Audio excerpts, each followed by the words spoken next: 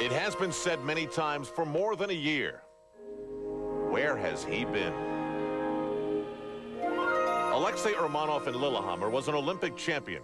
But from that shining moment in Norway 4 years ago, he fell to injury and to obscurity, worrying about his job and buying car parts on the black market. It was painful in many ways, as he would remain home living with his mother, watching as another Russian, Ilia Kulik, would skate his way to Olympic gold in Nagano.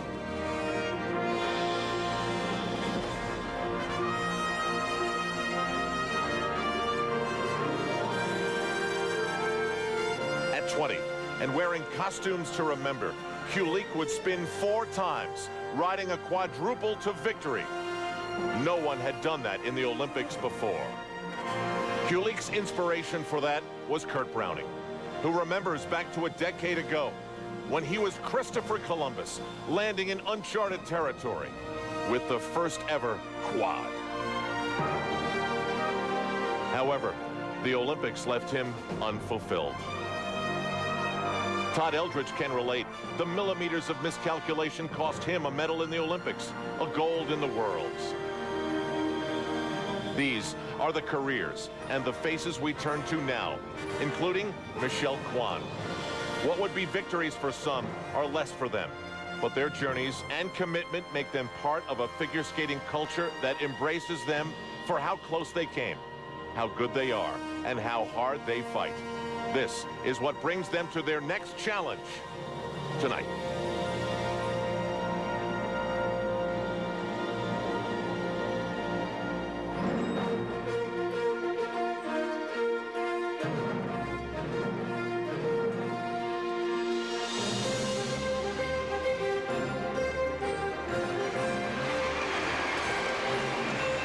Welcome you to the southern tier of New York State, Binghamton, just north of the Pennsylvania border. And a full house is here at the Broome County Arena for the 1998 Ultimate Four. 4 outstanding pairs, outstanding women and men who are warming up behind us.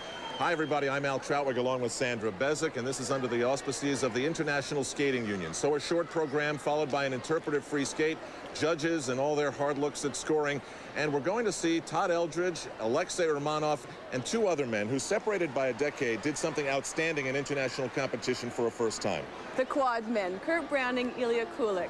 Kurt, the seasoned professional, Ilia, the young Olympian, and this is the first time they're competing against each other. But what makes this competition interesting is it starts with the short program. Kurt's not used to skating short programs anymore, but Ilia is, and that's where we start. Why Binghamton, New York? Well, it fits nicely between the last stop, Cleveland, and the next stop, Syracuse, on an ongoing national tour, which includes Todd Eldredge. Alexei Urmanov, however, hasn't been part of the tour. He's just flown in from Russia, out of action for about a year. Later, we'll see Michelle Kwan, and she's with Beth Ruyak. Beth? Thank you, Al. Michelle, welcome back to Ultimate Four. Last time you were here, you won it, but so much has happened in that time period. What's your perspective coming into it now?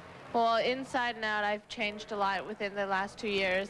And over the years, I've just learned to say, hey, have fun with your skating, enjoy what you're doing, and enjoy every moment you're on the ice. Well, this is a rowdy crowd. They're going to love to see you here tonight. Thank you, Michelle.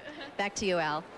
All right, Beth, let's take a look at the order in which the 4 men in this Ultimate Four will compete in the short program. First, we'll see Todd Eldredge, then the Olympic gold medalist Ilia Kulik, followed by 4-time world champion Kurt Browning, one of the outstanding showmen in the sport, followed by the 1994 Olympic gold medalist in Lillehammer, Alexei Urmanov, back from a long year due to injury. We ask the skaters to please clear now, all the skaters receive money to appear here, but there is $75,000 for first, $50 for second, $40 for third, $30 for fourth. For Todd Eldredge, it's so often about just prestige. And the disappointment of Nagano, a silver medal won at the recent World Championships in Minneapolis, Minnesota. And now, ladies and gentlemen, from the United States, will you please welcome Todd Eldredge. And Sandra, he's going right back to the same short program that he used in Nagano and at the World Championships. And I'm sure that is what he's thinking about right now. He made a small error at the World Championships that put him in 4th position and cost him the title.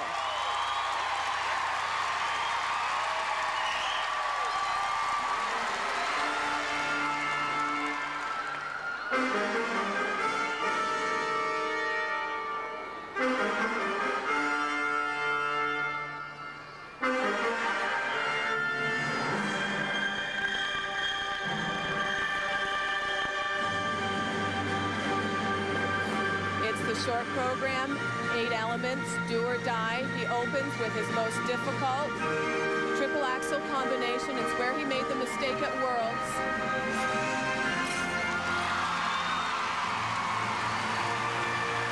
Triple double.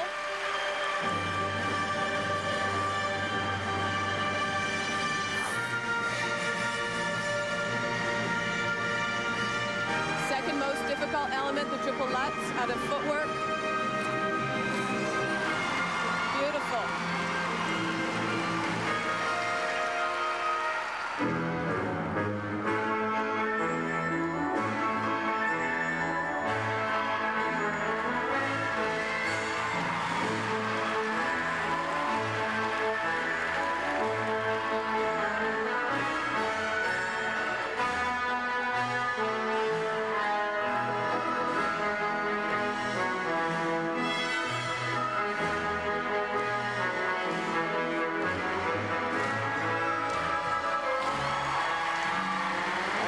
Taken by the atmosphere in the Broome County Arena here.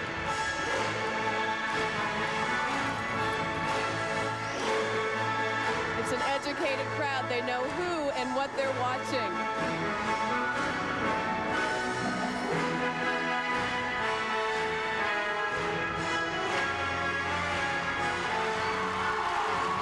Nice death drop. Todd is probably the best spinner in this event.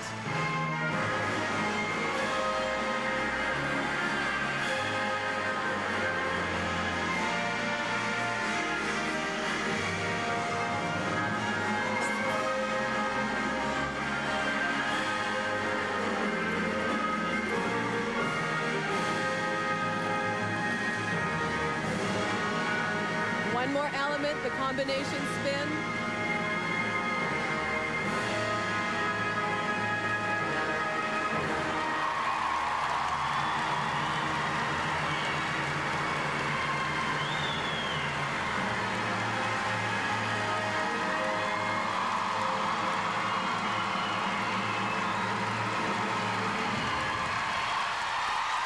Todd Eldredge gets our 3 hours of figure skating tonight off to a rousing start.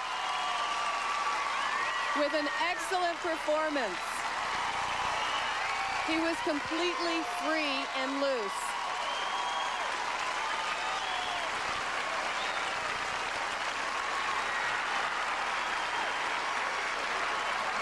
All these skaters that we'll see here, they're outstanding, durable performers. Their day started about 4 a.m. in Cleveland, Ohio. Short plane ride, then a bus here to Binghamton, New York.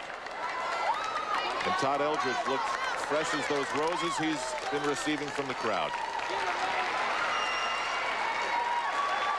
Great job. Hey, great job. Excellent. Awesome.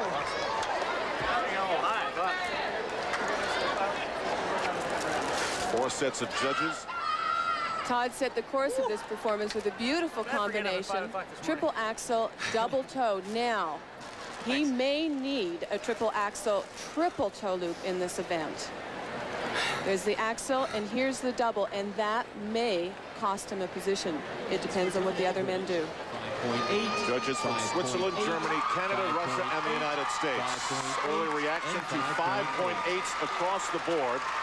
He set a very high standard with that performance. 5.8 for all the required elements, and likewise for presentation. You can't get much more consistent than that.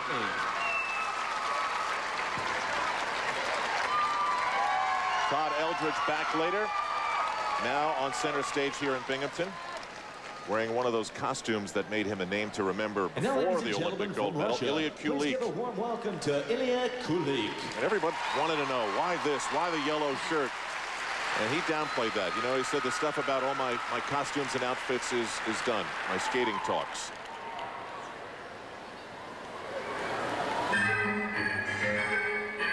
But these wings represent the fact that he's playing the role of Icarus. Maybe trying to jump too close to the sun.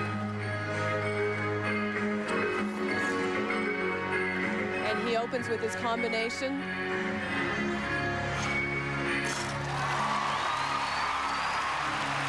Triple with a slight stumble. A harder combination than Todd's, but slightly flawed.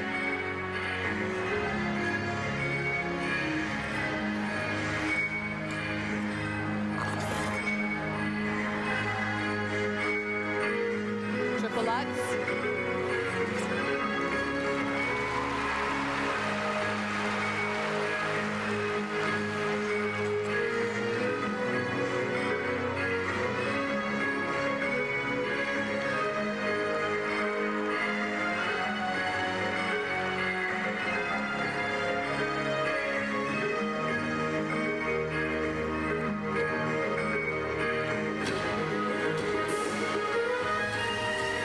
Wonderful footwork sequence. Shows his strength with edges and his versatility.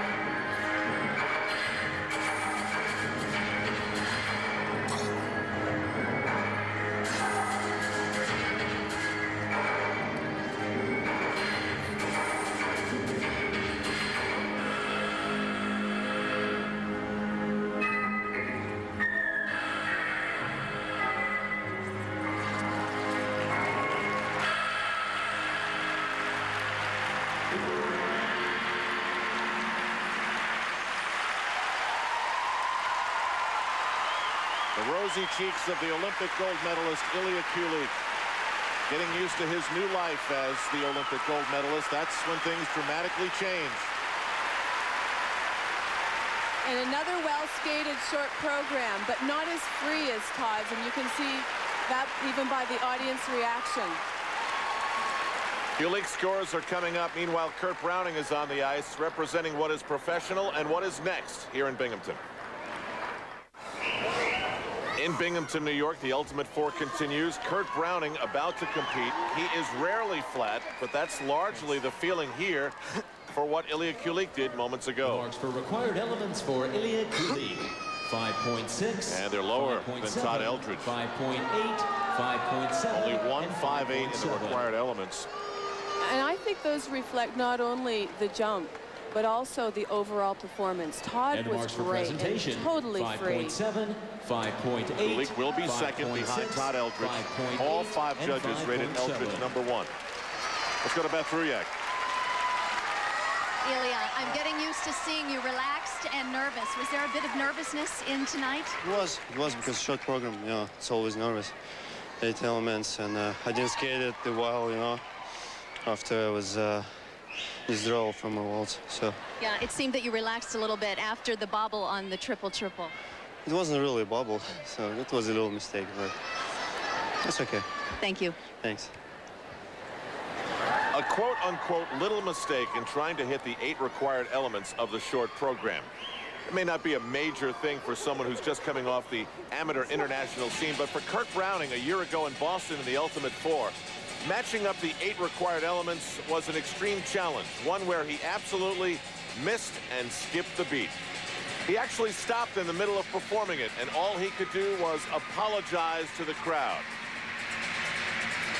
An extreme professional like Kurt Browning is going to try and do everything in his power not to allow a repeat of a performance like that here in Binghamton, New York.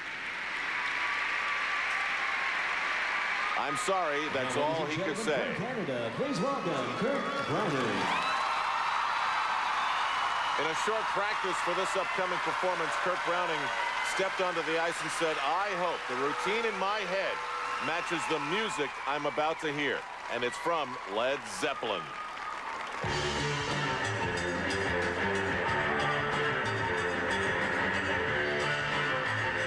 think think I know Kurt well enough to say that this man is nervous. He had a very skitterish warm-up. And he opens with his combination. Triple axel.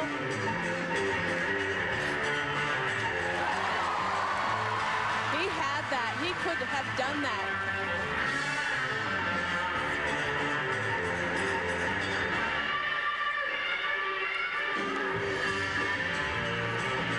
With his selling, he's even able to make the mistakes look passable.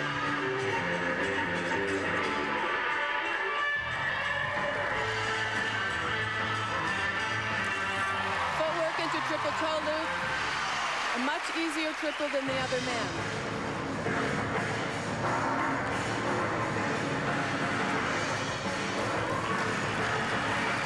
This is a new program for him.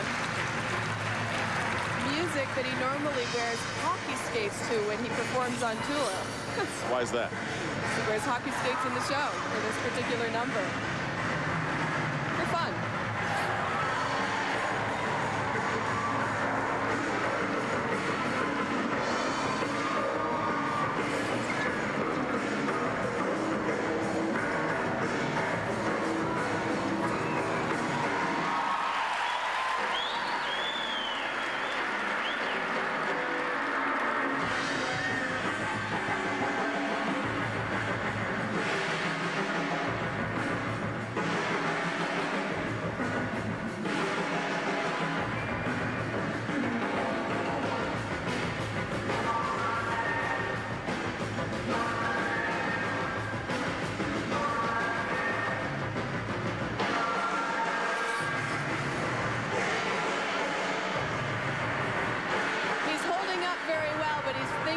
Step of the way.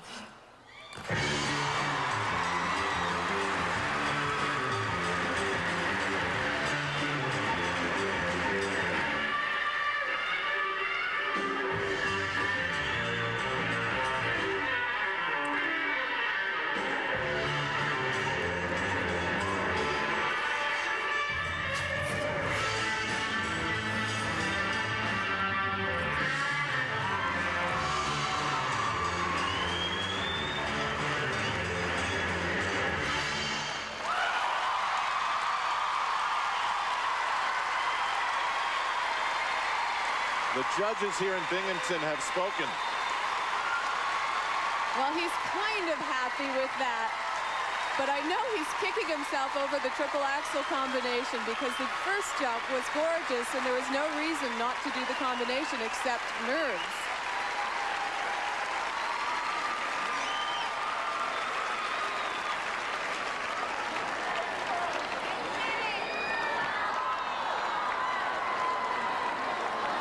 Kurt Browning always steals a few extra kisses. The ISU rules require him to do a combination, and he did not even attempt a second jump. But look how high this triple axel is. It's perfect. Just slightly back, too open to do anything on the end of that. And that will be a 0.3, 0.4 deduction. Did my ankle roll over when I landed? Something weird happened on the landing. The ankle did roll over on that replay, and here's the required elements. His left hip was open, which caused him to over-rotate the axle.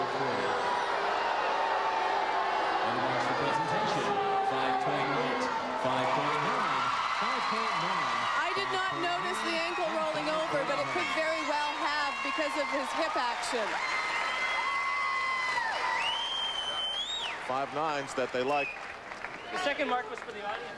And Kurt Browning is in third. From Russia, please welcome Alexei Ormanov. Alexei Ormanov, the 1994 gold medalist in Lillehammer. He's been out of action for a year, and we struggled a bit with the Russian translation, but it's a groin muscle problem, the best that we can tell. He's been to doctors all over the world. The best he said that any doctor could tell him other than rest were some painkillers. There are certain movements that he has extreme difficulty in making. And this is a business for him. He says, you know what? I haven't had my job for a year. And so he still is living with mom back in Russia.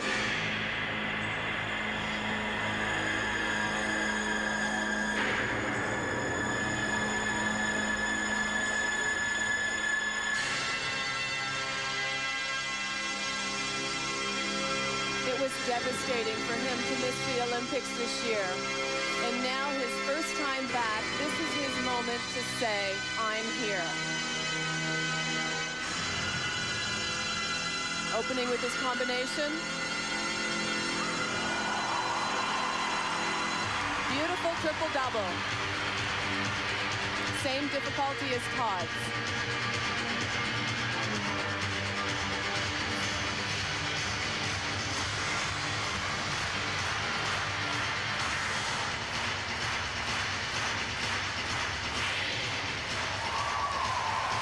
Triple Lutz.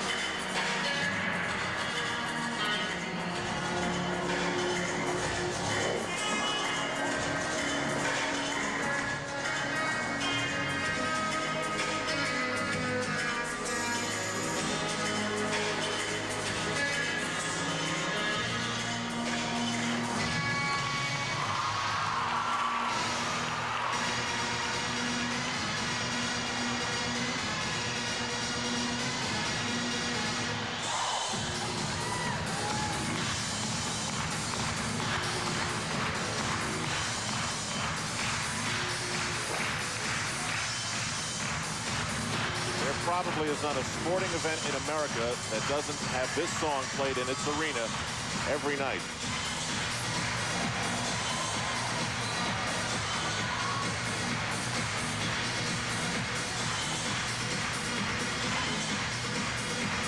His final element, the combination spin.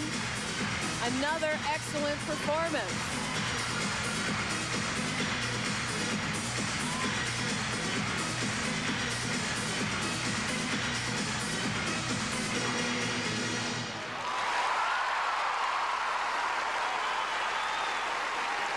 He looks like he is thrilled to be back and performing.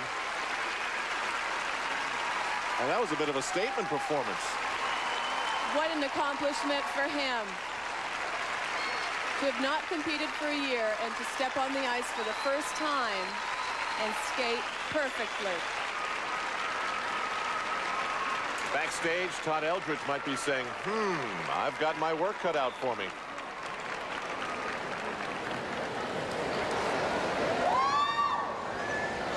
And he was solid from the get-go. Look at this combination, just great height, perfect body line. He could have tripled that second jump, but a nice double. The marks for required elements for Alexei Ormanov. Well, he's breathing hard. 5.6. His fitness level probably one of the last things to come back. 5'6" the low, 5'9" the high. 5'6" a little low for me, but jump for jump, he pretty much matched Todd, but where Todd was better was in his spins and in his overall performance. Large disparity. The Swiss judge 5'5", the Russian judge a 5'9". In total, Alexei Ormanov will be now in second place behind Todd Eldredge. So it's Eldredge, Ormanov, Kulik, and then Kurt Browning. And that's the way we stand. They think I'm Ilia. Kurt, I do not think they're having a case of mistaken identity, nor will they have any sort of misinterpretation of who stars in the women's competition to come. The Olympic silver medalist and two-time world champion, Michelle Kwan, coming up.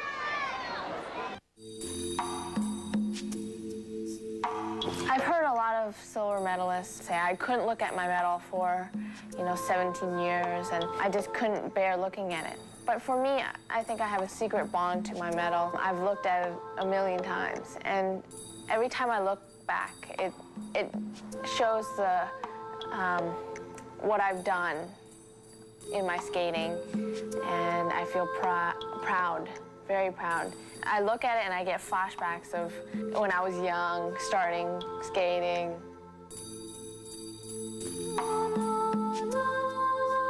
They gave me a box that has, you open it up and it has the Olympic symbol on it, and it has 1998 on it, and then it's very beautiful. It opens up, and it's blue velvet box, and I just have it right next to my bed.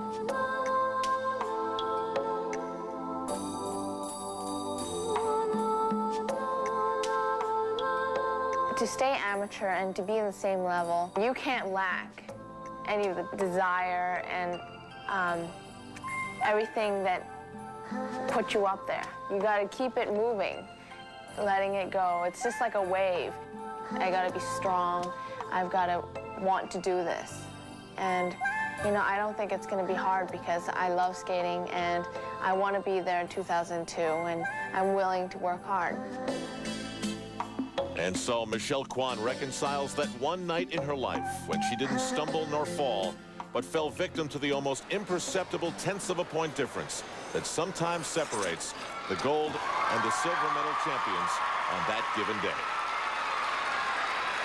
And now we turn to the ladies' short program as they begin their competition. We're going to see Michelle Kwan and the silver and bronze medalists in the most recent World Championships, plus Yuka Sato of Japan, another former world champion. We are not going to see the Tara Lipinski-Michelle Kwan rematch. It appears as though in a judged competition like this, we'll never see that again. Tara has chosen to turn professional and not compete in the ISU events. She's doing her professional debut in a rock and roll competition where she will be judged by celebrities. Now, Tara could have been here. I mean, this is a pro-amateur event, but she wants to avoid that possible tarnishing of the gold medal at any cost. I don't think anything Tara could do would spoil that performance at the Olympics, and this is about Tara wanting to move on with her life. Michelle, on the other hand, has decided to stay in the ISU stream of competitions.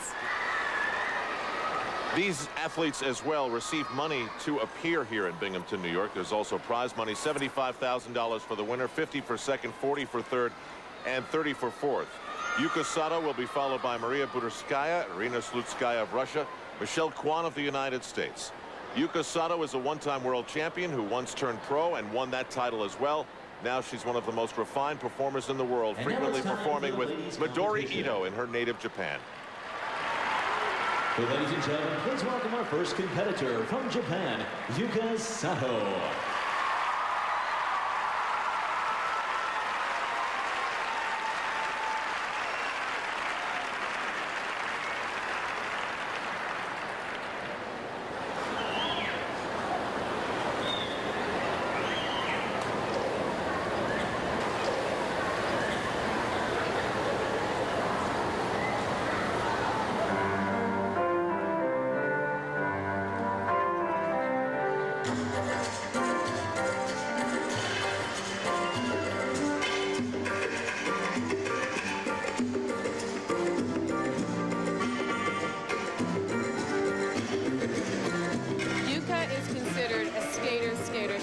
Wonderful speed and flow. She opens with her combination, triple loop combination.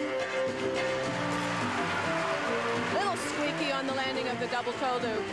Sandra, sometimes she has so much flow and she makes it look so easy that it looks as though she's not pushing herself. She flies. She has wonderful knees. They're soft.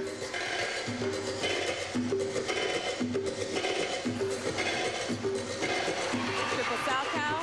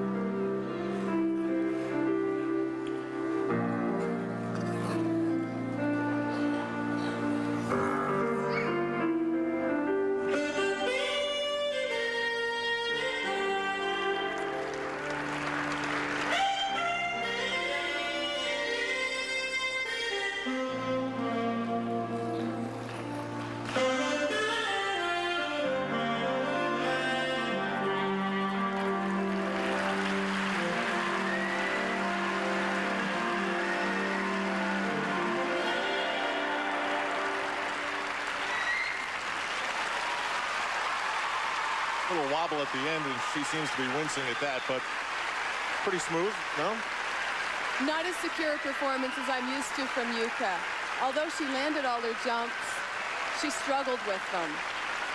Also, we have to remember that technically, the difficulty in her jumps are not as great as the other women in this competition, which will automatically lower her base mark. She opened with her combo, the triple loop, double toe loop combination. Oh my God. And watch how she struggles with the flow on that landing.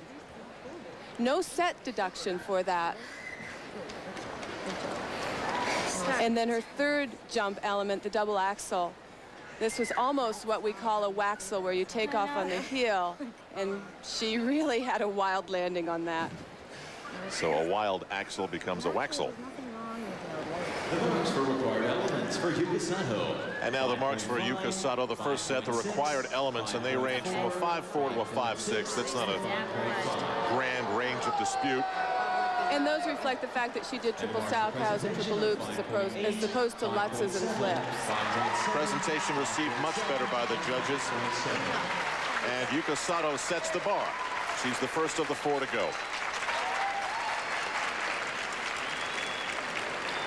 And next up, from Russia, And now, ladies and gentlemen, from Maria Russia, Budurskaya. She had the unenviable position of skating after Tara Lipinski and Michelle Kwan at the Olympic Games in Nagano. But with all the pullouts at the World Championships, she was able to take advantage and grab a medal following Michelle Kwan in Minneapolis.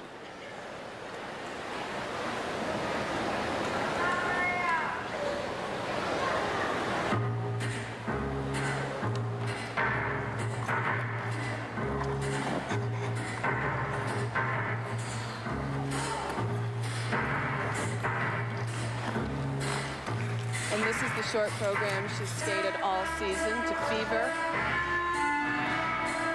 Opening with her most difficult combination of triple lutz.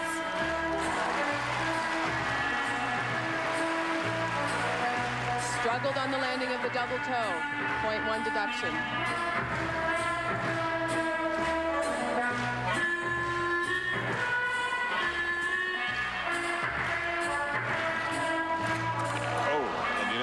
Watched her fall at that exact same spot 2 or 3 times during practice earlier today. Obviously, she wasn't able to work it out in practice. As we mentioned, these skaters are in the midst of a grueling schedule. They left Cleveland, Ohio early this morning, shortly before 5 a.m.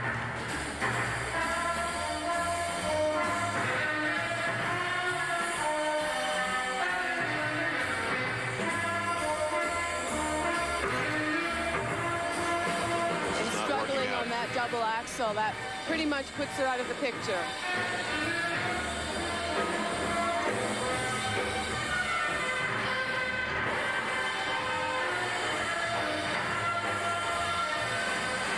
Sandra, for the better part of 5 years, Maria's been so consistent, never finished in a major competition below 5th. She won the European Championships, 4th at the Olympics. What's the difference? Why can't she get to that top spot? Well, she's been consistent with her placings, but not with her performances. She has not been known to be a strong competitor.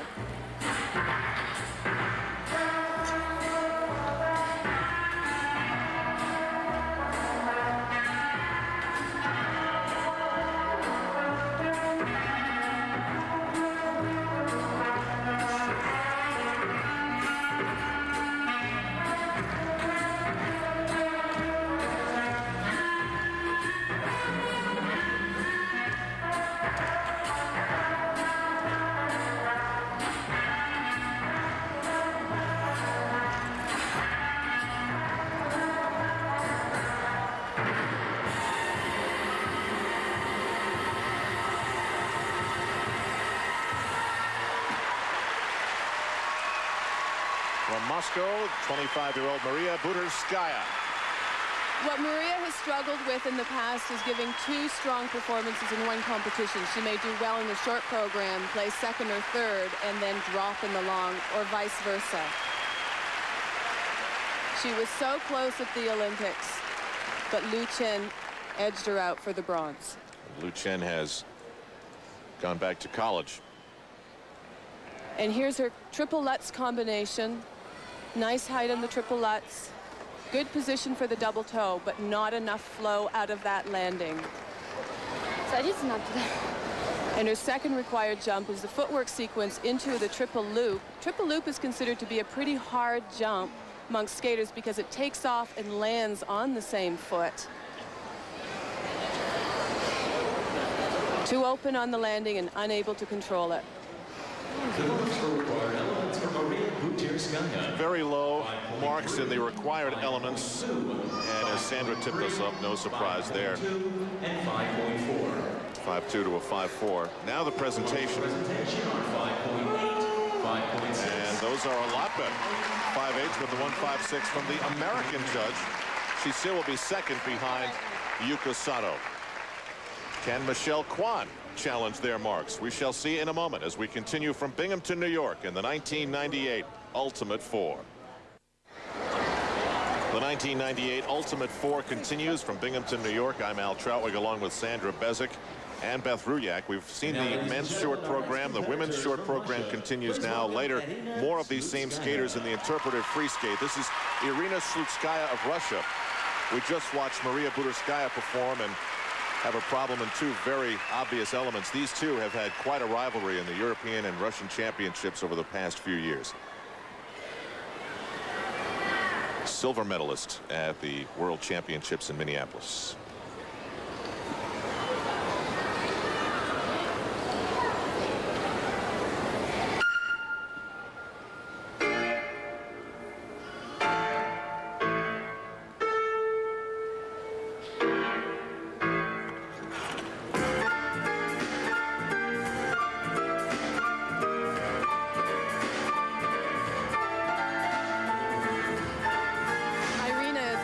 Young talent with a feisty personality, and she's a terrific jumper. Opening with her combination.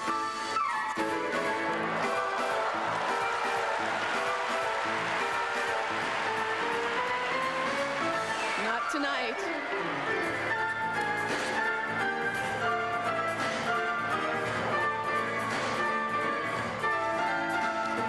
Very difficult entrance into that triple loop. The back double three, so taking off the 1 foot.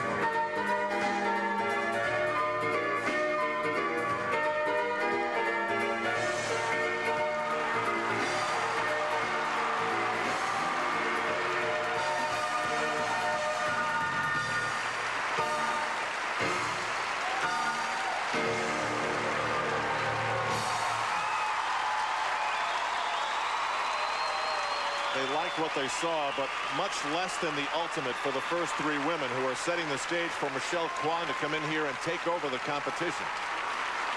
But even with that mistake, it was a well-skated performance. And I like the mischievous choreography because it really portrays her personality.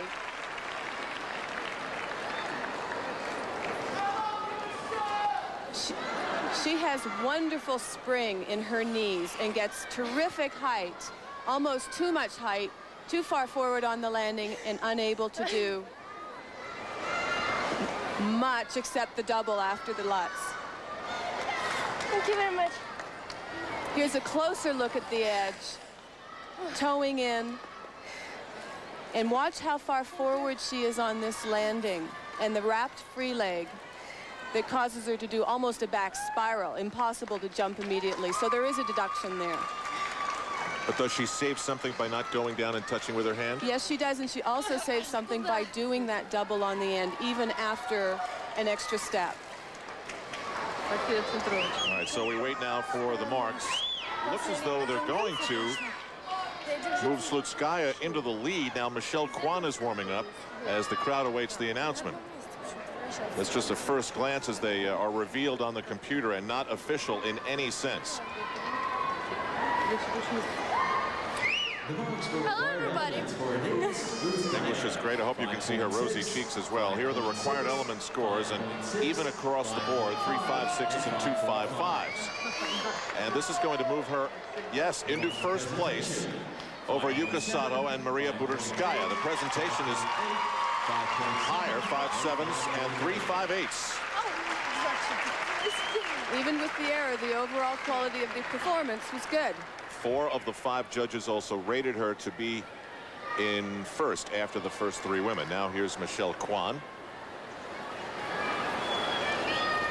Her father is there. He's going to do the coaching. Frank Carroll, her coach, is unable to attend this event. So this is the first time Michelle will be skating without a real coach. I'm sure she feels good about having her father standing there. Again, this competition comes in the midst of a national tour. It's like a day-to-day, different city, living out of a suitcase kind of existence right now for most of these figure skaters. She gets a huge ovation.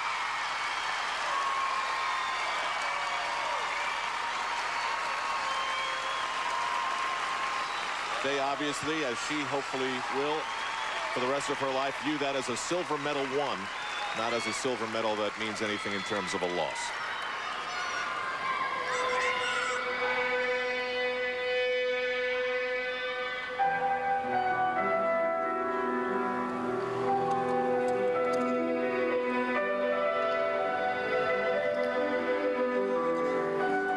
Skating what has become her signature short program to Rachmaninoff.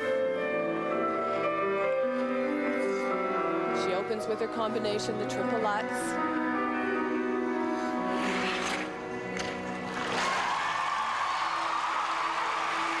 Picture perfect.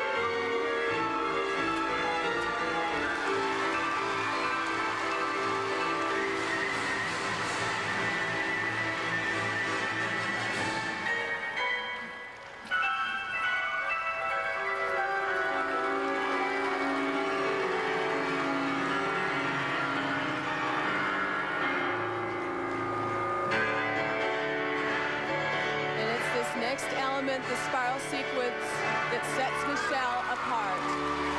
Watch how she changes her edge.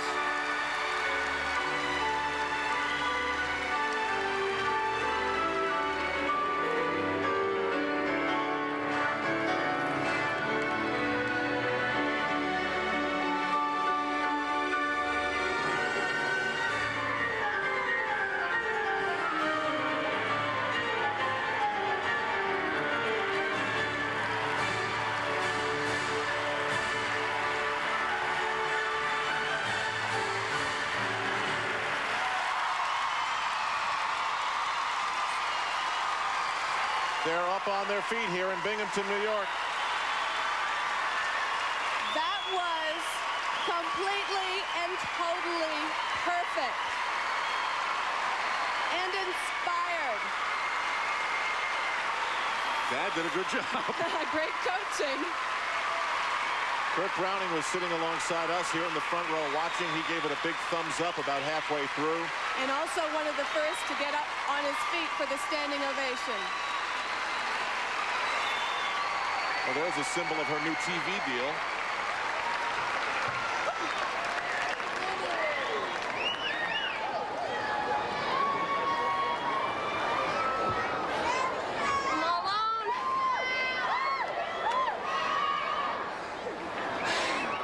I think this room full of fans will disagree with her. 5.8. She's not working alone here. No. No way. 5 nines, 3 of those, 2 5/8s. What I find so impressive is that she has been able to perform like that all season. Yes, absolutely. They should all be sixes.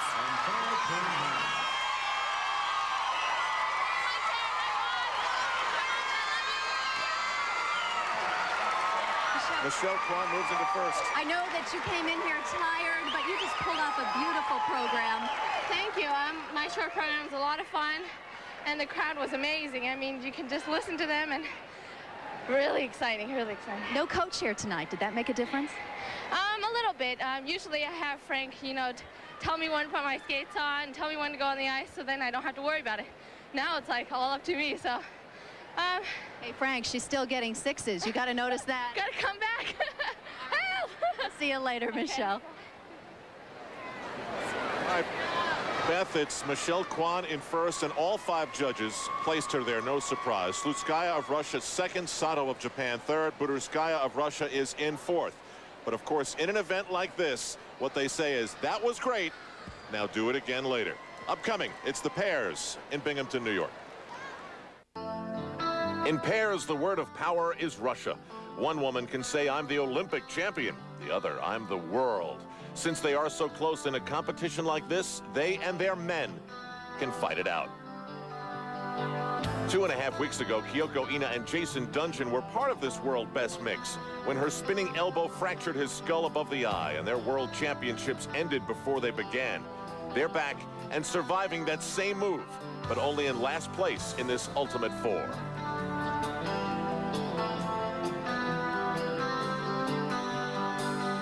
Jenny Mino and Todd Sand are also Americans that are hoping to rise up. Before they decided to turn pro, they were crowned second best in the world. After the short program here, they are third. So, as was said, the passport to the podium lies with him and a coach who listens to the beat that brings a song of solid gold. But for all the strength reputation brings, in their latest presentation, Kazakova and Dmitriev stumbled a bit. And are number 2 after a short program that was a bit short. Their compatriots, Berezhnaya and Sigurlitsa, are in first place. Representing a partnership based on loving trust and world championship gold. Their short program spins, made possible by razor-sharp skates, ripped open a bootstrap, but never frayed their concentration. Now they have the lead and can skate for the title.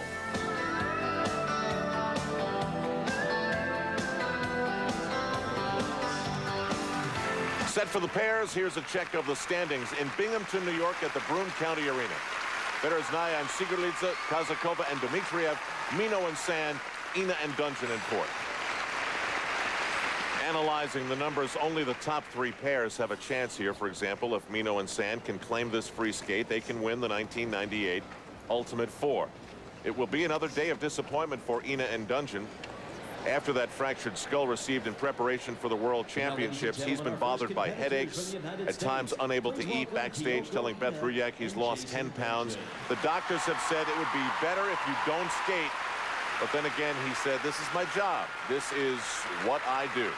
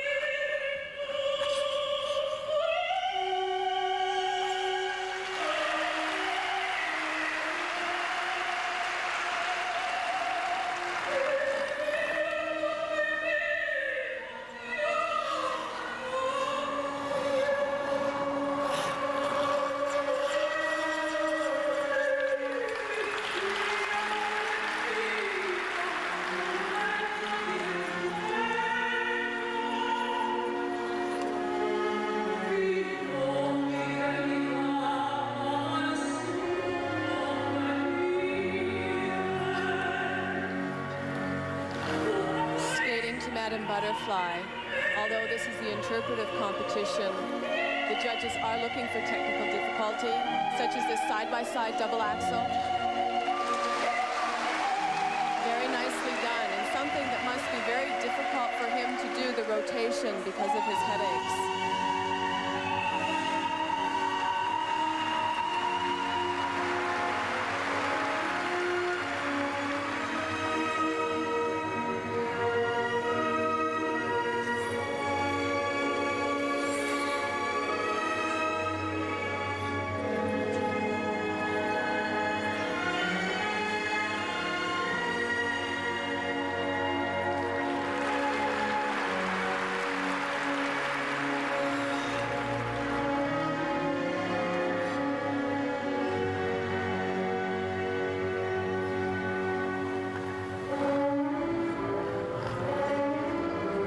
Next element, the split double twist, is the move that they had the injury on just 3 weeks ago. Now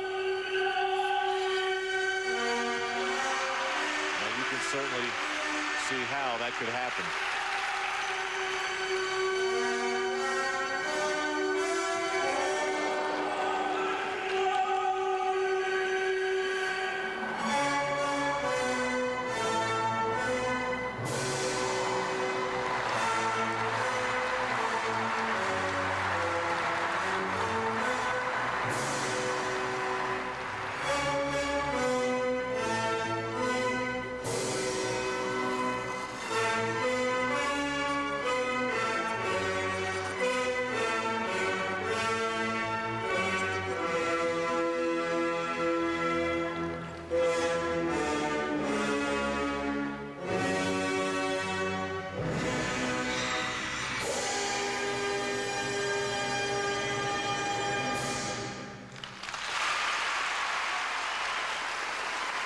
Well, it started uniquely. He didn't move for the first 20 seconds. How much does the fall in the middle hurt?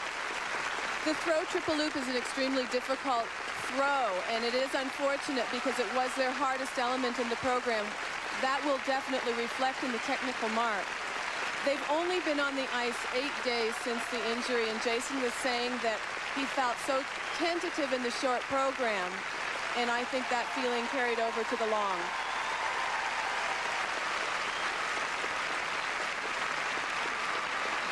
They were forced to withdraw from the World Championships, and that was the story of that competition, as only 4 of the 12 Olympic medalists actually took part in Minneapolis, Minnesota. Here's a split double twist where they had their injury. Now, if the lady does not get enough height, what happens is when she's rotating, her elbows stick out and nail the man. And every single pair who's ever done that has had that injury. Since she gets her height from his toss, it's almost partially his fault, right? It's always a combination. And here's the throw triple loop. They always get such great height, but this was slightly under-rotated, and she was unable to get the free leg out. The marks for skating techniques for Yuka and Jason Tuncheon. And with that fall right in front of the judges, here are the marks. First for technical merit, 5.5s with the 1.56 from the American judge.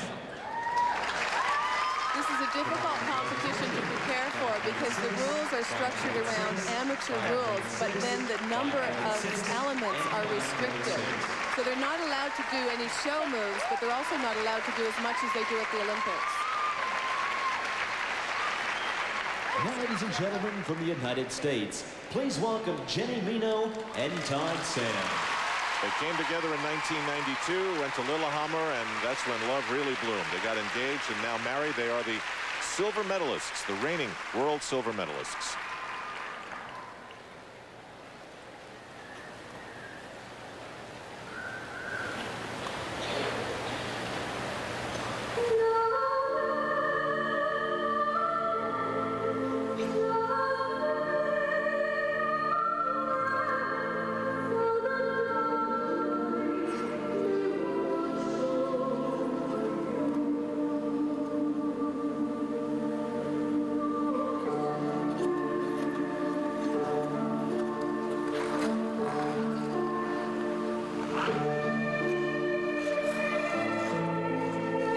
program is specially choreographed for this event. They did it for the first time last year here, opening with the side-by-side double axel.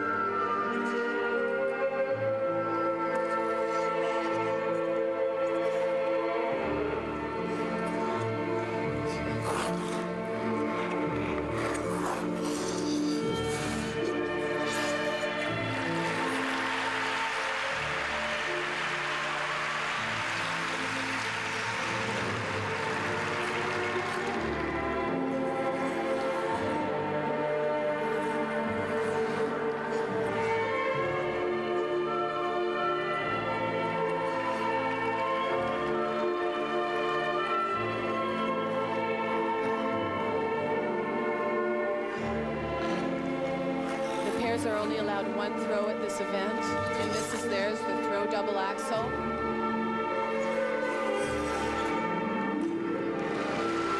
You should change that to a single.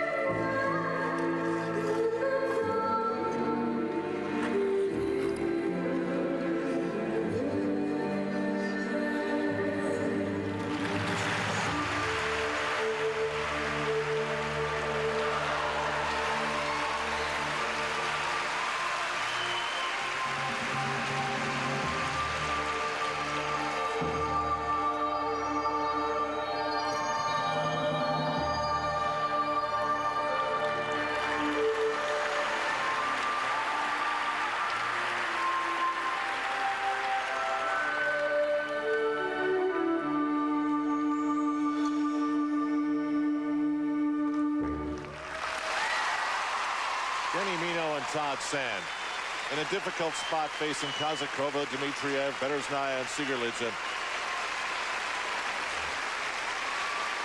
They do some very, very difficult moves. You might sit at home and say, well, it looks dangerous. The fact of the matter is, it is. Pair skating is always dangerous, and it's built on a lot of trust. But these programs are technically pared down from the Olympics and Worlds, not because of the skaters, but because of the rules. But what that does is allows the skaters to do more choreography in between the elements, and that is where Todd and Jenny shine. But what I think they did need at this event was a throw double axel, and here they've chosen to do a single, and that this will definitely reflect in their technical mark. Good action. Good one. Pairs were allowed 3 lifts, and this is their signature lift, the forward press. And watch this dismount. It's called the swoop. And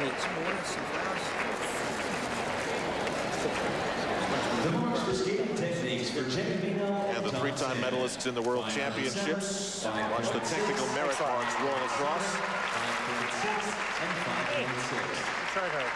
Todd and Jenny had such a disappointing Olympics, and after winning the silver medal at the World Championships and this performance now, they can safely say that they've had a great season after all.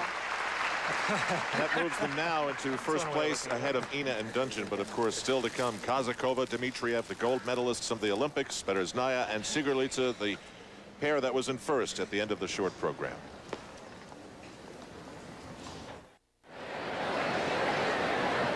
It is extremely doubtful that Artur Dmitriev will visit the Sushi A-Go-Go here in Binghamton, New York. While sampling that food in Minneapolis, Minnesota, he came down with food poisoning, and it cost them the very, very rare chance and real chance to be the Olympic gold medalists and world champions in the same year. They are second entering this free skate.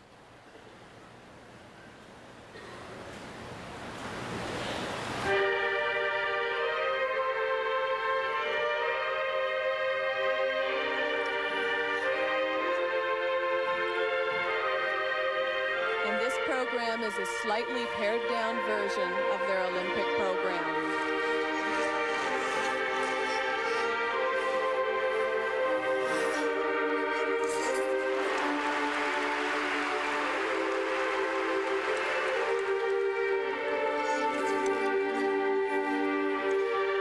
He's won a gold medal with two different partners. What is it that makes him so good for as unique as accomplishment as that was?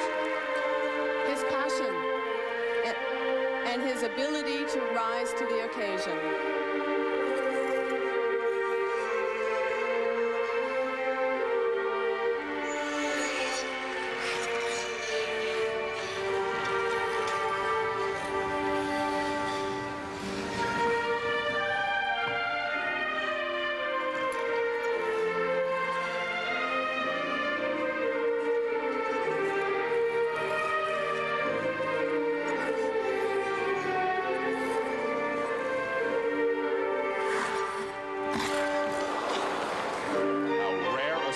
See a miscue like that from these two. It looked as though Oksana could not decide between doing a double or a triple and opened in midair.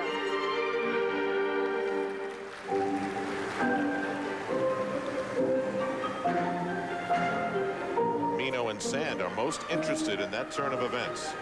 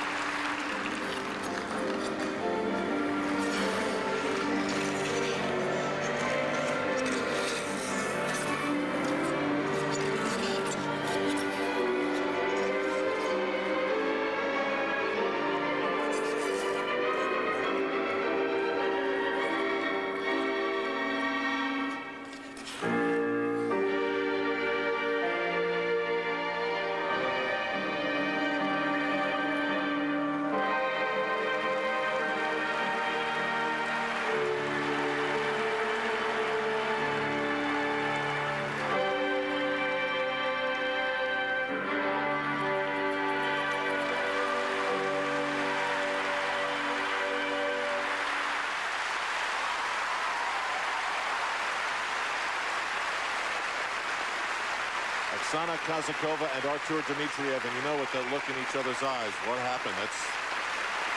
Well, they know they had one horrible mistake, but it didn't really seem to take away from the level of their performance.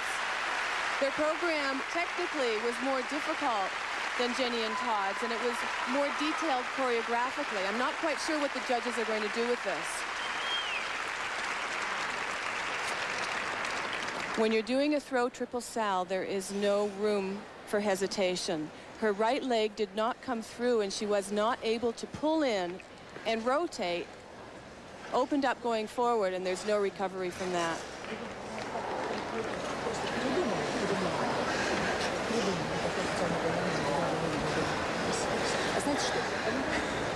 Kazakova and Dmitriev now are about to see the scores. Shenimino and Todd Sand are waiting to see whether their standing is affected, whether they can hold on to first place. Technical merit 5.7s with a 5.8 from the German judge. And the presentation. These are solid technical marks. It will be the next mark of whether the judges reward Mino and Sand for their overall performance. 5.6 there, and only one 5.8. So Mino and Sand have held on to first place. There's Tamara Moskvina, the highly esteemed coach of both this pair, and Elena Bereznaya and Anton Sigerlitze.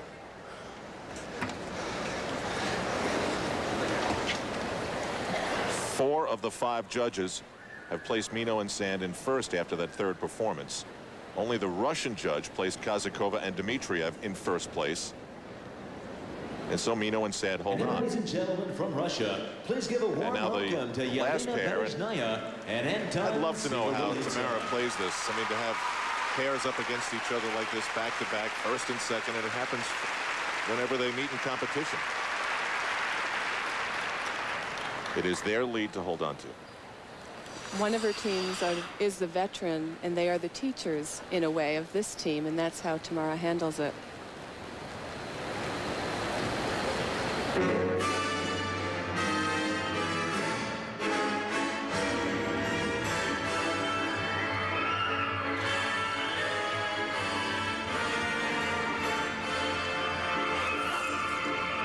Opening with the biggest split triple twist. Only a double. Artur and Dmitriev.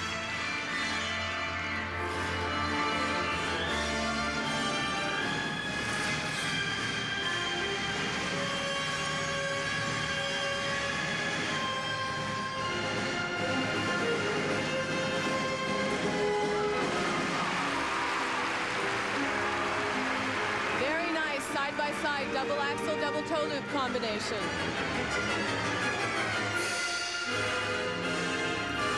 This pair has a wonderful sense of flight and gorgeous throws. Throw triple Salchow.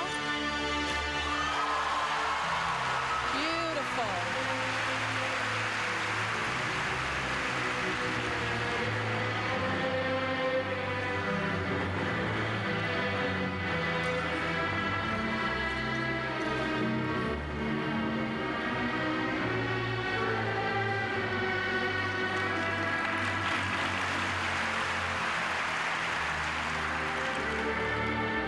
This program, called Dark Eyes, is also a pared-down version of their Olympic program.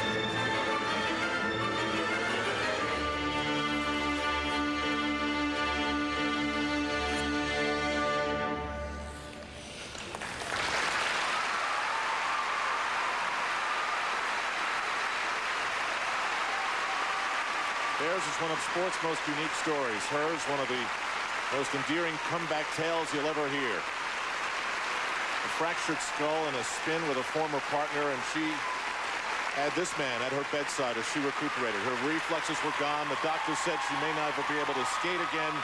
He whisked her away from her hospital bed in Latvia, brought her back to St. Petersburg, where he constantly and every day was part of her recuperation. Now all that's left is to just fix a little problem she has with her speech. And her Russian mates simply say, "Oh, it sounds as though you have an American accent with your Russian." It's impossible not to root for these two, Elena Bereznaya and Anton Sigurlidze. They did not have the major mistake like Kazakova and Dmitriev. Meanwhile, Mino and Sand want to know, did we win this thing? Although Anton and Elena have only been together two years, they are the most exquisite pair, and that performance was beautiful. What I love about their skating is their sense of speed and flight, and technically, it was perfect. Their throw triple salve, probably the deciding factor. But this pair, when they are on, is head and shoulders above any other. Probably the most talented since Gordiev and Grinkov. Outstanding marks. The Ordinals across the board placed them all in first. Mino and Sand second. Anton, Elena, what a year it has been as you carried her off. I think so many people thought about how the story has happened, that you have picked her up and carried her back into the skating world. What has the year meant to you? Oh, толком не понял. You know, my partner for me it's like diamond. And I must keep her and have a big attention for her, and I'm every time worried about her. And here it's just my feeling. It's just hard. Al, as I throw it back to you, just look at Elena's eyes and those smile, and that tells it all. Congratulations to the two of you. Thanks. Beth Tamara Moskvina, their coach, told Anton, "Elena is your precious vase. She has been cracked now and put back together. Next time it will happen much more easily," and so he protects her with that in mind. Bereznaya and Sigurlidze win the 1998 Ultimate Four. Still to come, we're back to the men's interpretive free skate. The top two, Todd Eldredge of the United States, and the wild card, the man who's been out for a year, Alexei Urmanov. Kurt Browning is the pro of pros. Ilia Kulik of Russia just won the gold of golds. Tonight, their careers cross paths. I'm so excited to compete with Kurt Browning. He always was my star. 10 years ago, Browning delivered the first ever quadruple jump in competition. While I was a kid, I watched everything and I was so excited. Next day, I just ran in on my ice rink and started pushing myself because I was so excited about that competition. Kulik was that young Soviet who watched Browning 10 years ago, and he wound up doing the quad himself in the Olympic Games. But tonight, as he faced that man and his reputation for a first time, he missed ever so slightly in the short program. But not all is well for his idol either, as Kurt Browning had a less than idyllic trip around the rink.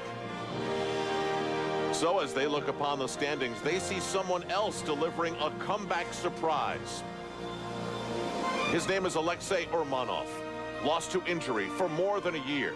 He somehow, from a St. Petersburg rink, forsaken by the years, has rediscovered an Olympic gold medal touch.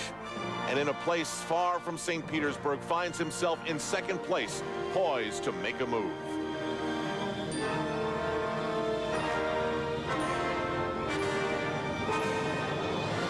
The man who sits atop the list then is Todd Eldredge, who, skating a short program that failed him before, didn't miss this time.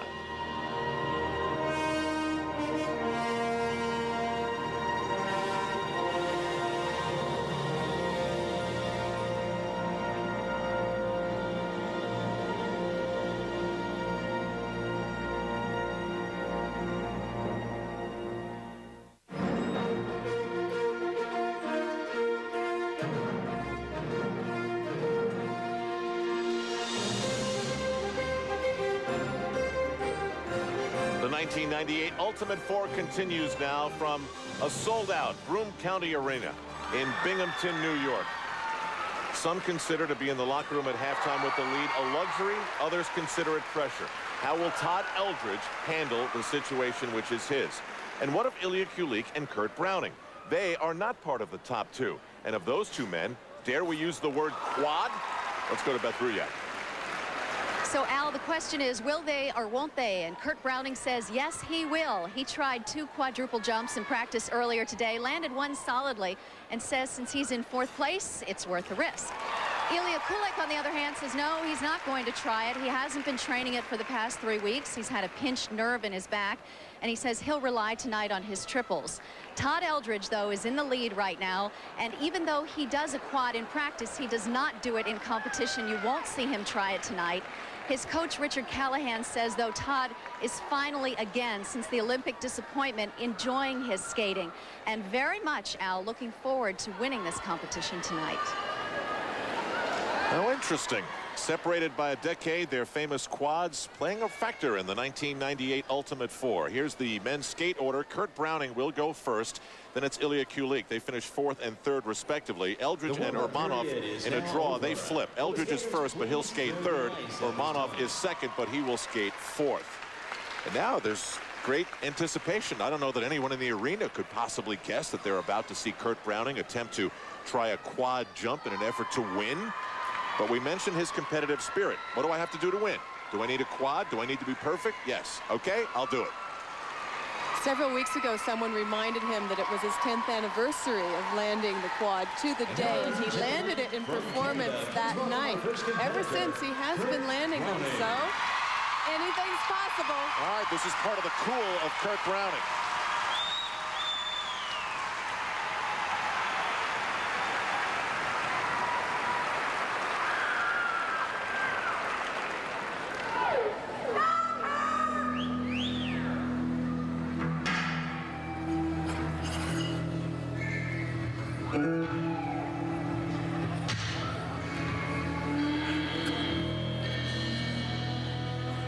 The program is called Antares. It was written especially for him by the group The Tragically Hip.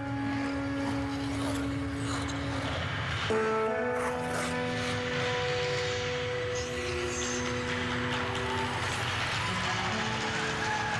little flirt with the judges.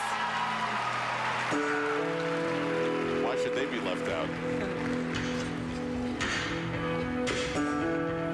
And now here we go, the triple axel.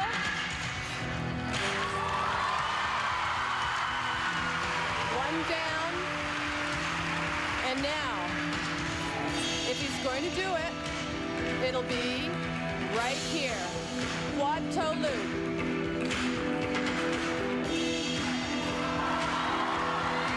Pretty close. Slight 2-foot.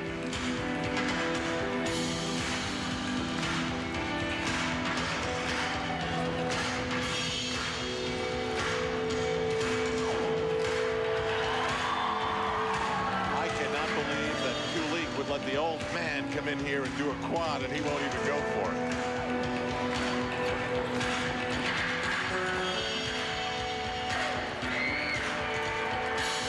As long as that attempted quad does not affect his program, he's already left out one spin, and he needs every technical element in this program to pull up from 4th. Triple foul.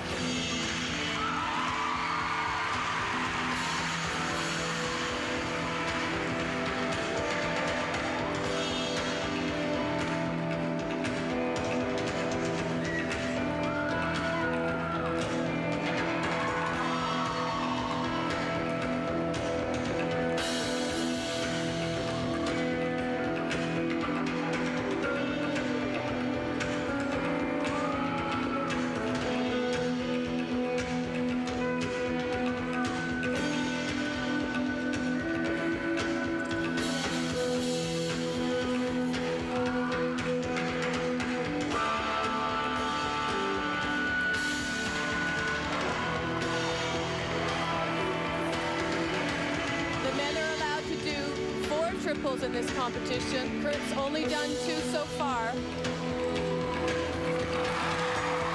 And that's third. Triple toe loop.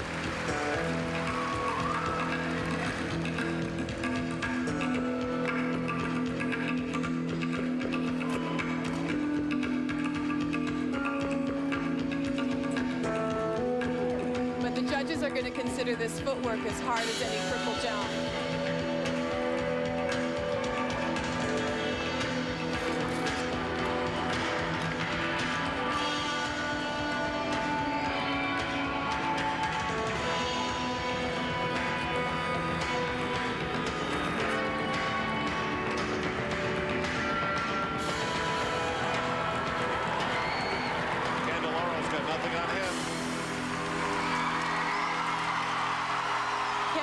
Learned it from him.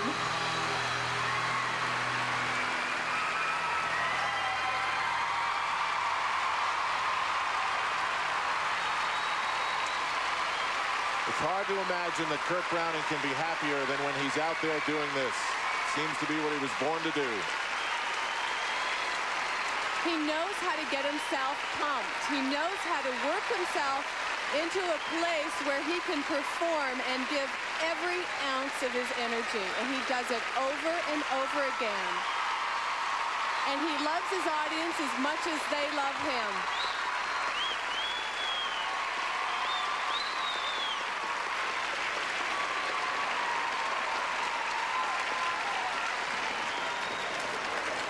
Well, we wait to see how this was viewed. This is over near the judges now. The thing about competing when you turn professional is it's so important to these skaters because it keeps the edge. Kurt knew he was facing Kulik, and he knew he needed a quad, and here it is. And, oh, baby, it was a close one. Slight 2-foot landing, slight touch. But what an attempt for an old guy. How do you not admire that he went for it? Couldn't hear the first 10 seconds of my program. Couldn't hear it at all. I started 10 to 12 seconds late. He's just saying he could not hear the first 10 seconds of his program. The level of the music was too low. He said he started 10 seconds too late and played catch-up. And that is one of the reasons why he missed that spin there that I mentioned earlier. And what he's most upset about, you correct me if I'm wrong, is that the show didn't go right because of that. That's right. He's not worried about the marks at that point. No, no, no, no, no. He wants to give his best performance. That's what it's all about. This is my coach. 5.8. 5.8. All right, he likes those. 5.8 for the 5.7. You like it? He likes it. The marks for presentation. 5.8. He's got a hip coach. 5.8. 2 5.9s. 5.9. He's still got the fire in his belly. Kulik says he will not respond to the quad. Let's go to Beth Ruyak. You want to sit with me? I want to sit with you. Al, here I am. What are you saying about the music? Everybody else is saying you went for the quad. I'll tell you what happened. The crowd was so loud and my music starts so soft. I actually started my program 10 to 12 seconds into it. So I had to, the triple axel was 7 or 8 seconds late. The quad toe, I didn't even go back to center ice to line it up. I had to start right from here. I had to leave out parts and wait for the music to catch up to me. It was like, it was hard to enjoy it because of what happened at the beginning. All that, and did you see that instant standing ovation? Were they? Oh, well, that's great. This crowd is fantastic. If anyone gets a 5.9 tonight, it's like, I mean, my earlier 5.9s, that was the audience, not me, that got that mark. It was a great performance. Thank you very much. Good to see you again, Kurt. Thanks. Back to you, Al. Well, Kurt Browning has added an element of drama in this Ultimate 4 competition. And now, ladies and gentlemen from Russia, please give a warm welcome to Ilia Kulik. And I guess it is the destiny of this 20-year-old Russian to always step on the ice wearing something that gets your attention. The Olympic gold medalist, third after the short program. And he is skating to Pagliacci.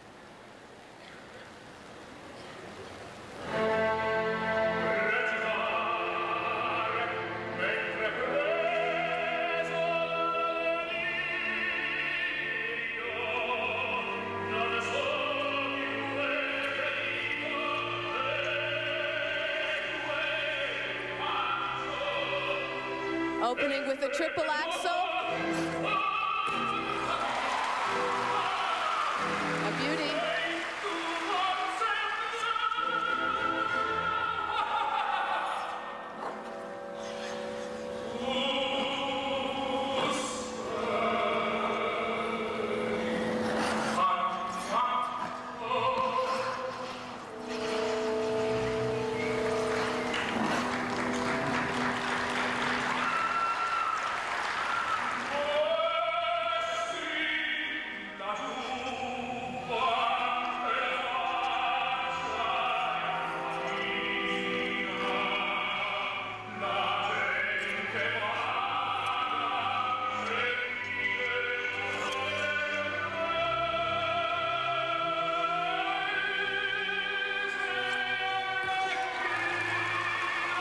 tonneau triple Lutz. Called a tonneau because of the arm raised over his head and made especially difficult for that reason.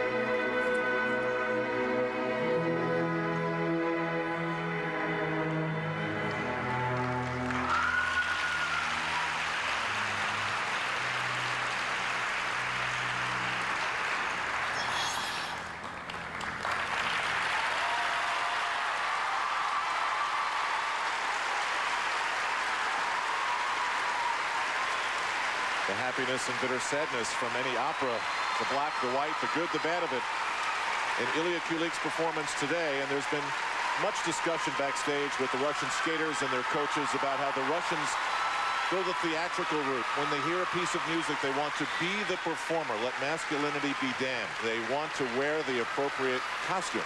I think, however, and this is me asking you, is there not a point where the costume becomes flamboyant, where it detracts from the skating? Well, I agree with that. I do believe that this costume does detract, but I think we're having a cultural collision here because the Russians take their inspiration from the stage, from the opera stage, and this is perfectly normal on the opera stage. And for the better part, the North Americans take their inspiration from pop culture. So we're not about to put that kind of costume on a competitive stage without theatrical lighting, and I think that that is the collision. On the other hand, Ilia just went out and skated a beautiful performance with 4 fantastic triple jumps. Everything perfect, methodical, calculated, and superb. Thanks. The marks for skating techniques for Ilia Kulik. So much. 5.7. 5.7. Lots of groans in the crowd. Now, they frequently make announcements that there are sometimes deductions that the crowd may not understand. Well, now, he did do the 4 beautiful jumps, but his footwork was not as difficult as Kurt's, nor his spins, and clearly the judges preferred Kurt's choreography. Well, how about that? Kurt Browning is in front of Ilia Kulik. The judges like what Browning did, and all 5 have placed him in front of Kulik with 2 more to go. Todd Eldredge and Alexei Urmanov, 1 and 2 after the short program, still to come in Binghamton as the Ultimate Four continues. The women are still to come. We have come down to the final 2 men here at the 1998 Ultimate Four, the place, the Broome County Arena, Binghamton, New York. It may seem unfair, but the fact of the matter is Todd Eldredge's figure skating career will seem more like a summary of missteps than home runs. About the only thing that he can do to change the perception of that is to take all the opportunities that lie before him and grab them with as firm a grasp as he possibly can. Here, he is in a fabulous position, in first place after the short program. Now the interpretive free skate with Alexei Urmanov still to come. How will he deal with the prosperity?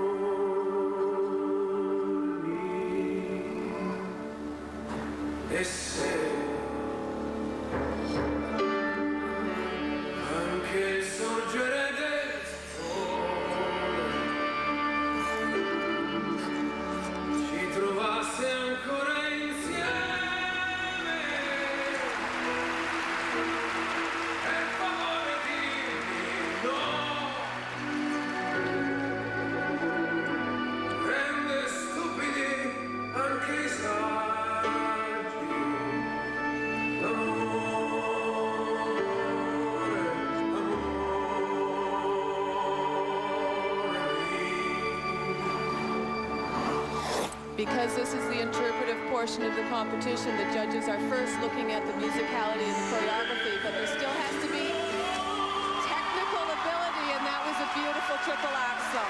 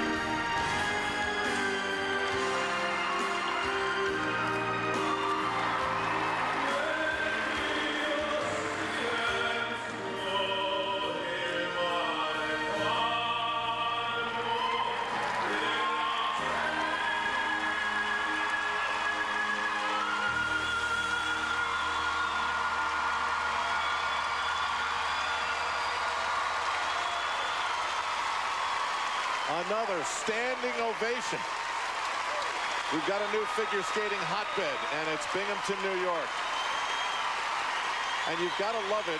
From the time you're 5, you try to avoid falling, and then in the middle of the routine, you fall on purpose. But it's fun to slide down the ice when you're doing it on purpose. And it was another wonderful performance here, Al. But was it enough? He made one mistake. He doubled one triple.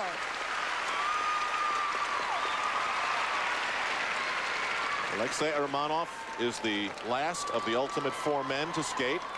He was second coming into this interpretive skate. Now the marks are going up. One by one, the judges punch them into the computer, and when every one of the 5 judges has entered the 2 marks, then they're posted for all to see. Kurt Browning was first after Kulik had gone. Well, but they had it loud at the beginning and it broke up. It was weird, yeah. And he's talking about some music problems as well. And Todd Eldredge. The marks for skating techniques for Todd Eldredge.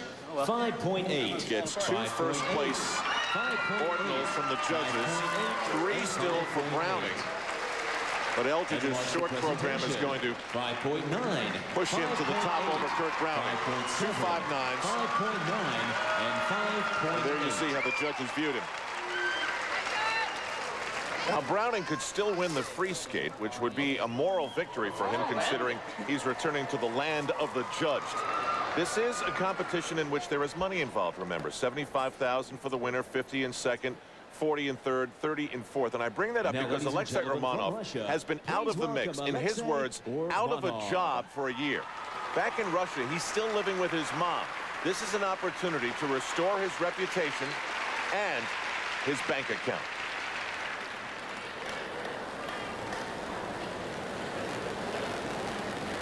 It was huge, and it was like this. I landed and I went way over. I was like... Eldredge and Browning are part of a much interested audience.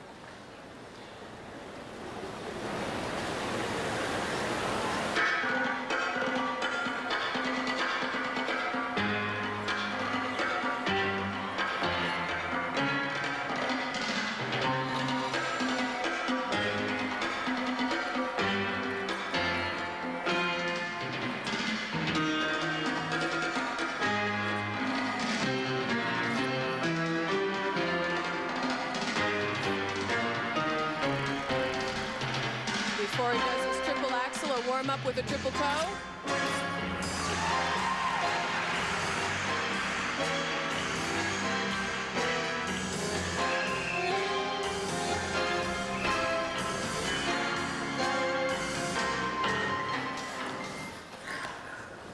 Now, I don't know what has happened. Yeah, that's an unfortunate break in the music. Spotted something on the ice. They're leaning over the board and there's boards, and they're saying that they see something on the ice. Perhaps a piece of one of the flowers that have been thrown over. Oh, and it's so close to the boards too. What a shame to interrupt his performance like this. He'd probably never skate that close to the boards, but the judges have to stop it. Well, it's in interest of his safety, of course. Yes, I know. Is that okay? Judges have no choice but to stop the performance. Now, is he allowed a break?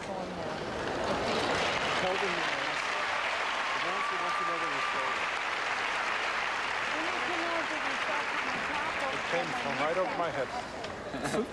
They will allow him to catch his breath. It's supposed to go up ice, you know, and settle down. Well, sort of a timeout. But how infuriating. And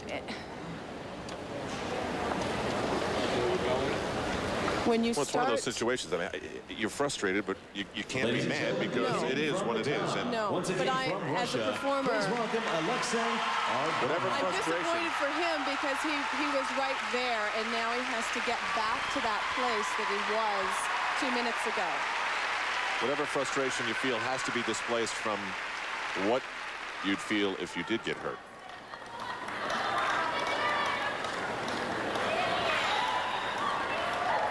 Well, these comebacks aren't easy, are they?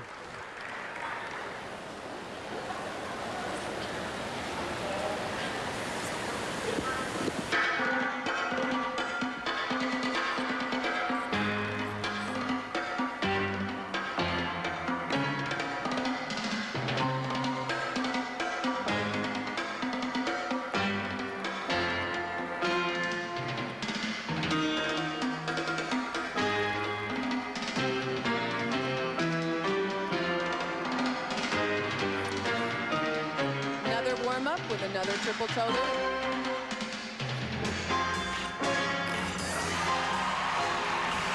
This time a little shaky.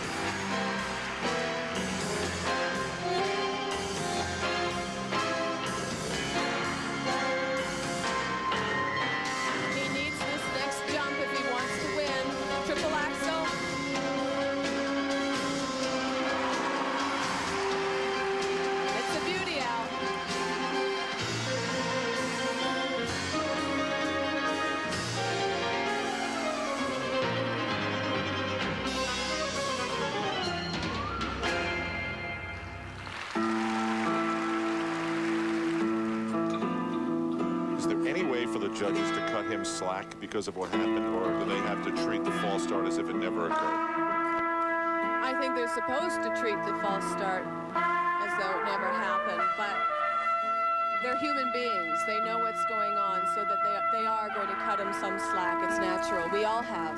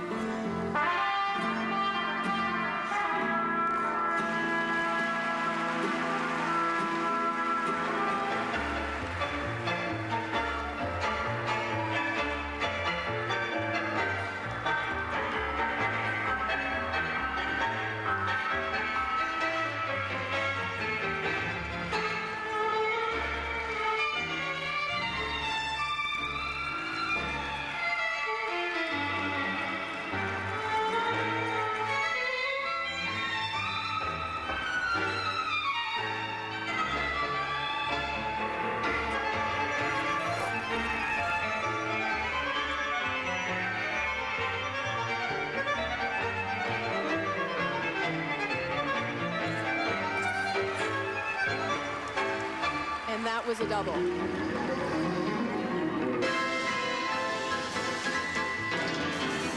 So a deduction. Not a deduction, because there are no deductions in the interpretive portion of the competition, but we will definitely not win with this performance.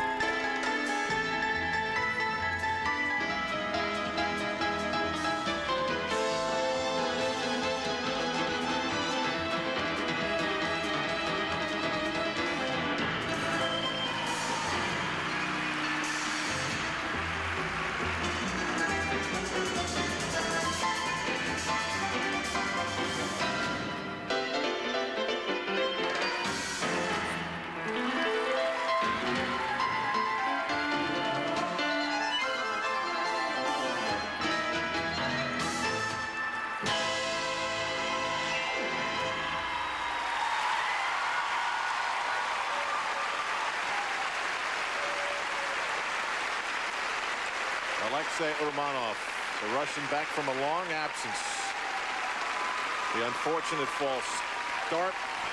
Well, he's got to be happy with that performance, because it was a wonderful reintroduction to the world of competitive figure skating. However, I really wish he had not had that false start, because he was so on, and I would have loved to have seen the first program and what may have happened, because with this performance, I could see that his shoulders were slightly up. There was a slight tension on his face that wasn't there the first time.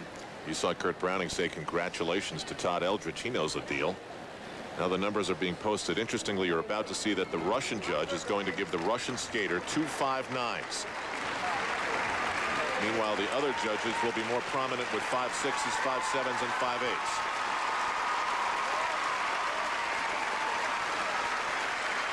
Todd Eldredge is going to get 1 first-place ordinal. Kurt Browning, 3. 5.6. Urmanov 5.6. doesn't want to get off the ice. I think he's so happy to be out there competing. He doesn't want to get off and sit in the kiss and cry. And the marks for presentation. Russian judge second from the right with the 2 5.9s. 5.6. Urmanov is actually going to finish in 4th place. Let's go down to Beth Ruyak with the champion. Todd? Oh, looks like you did it. Congratulations.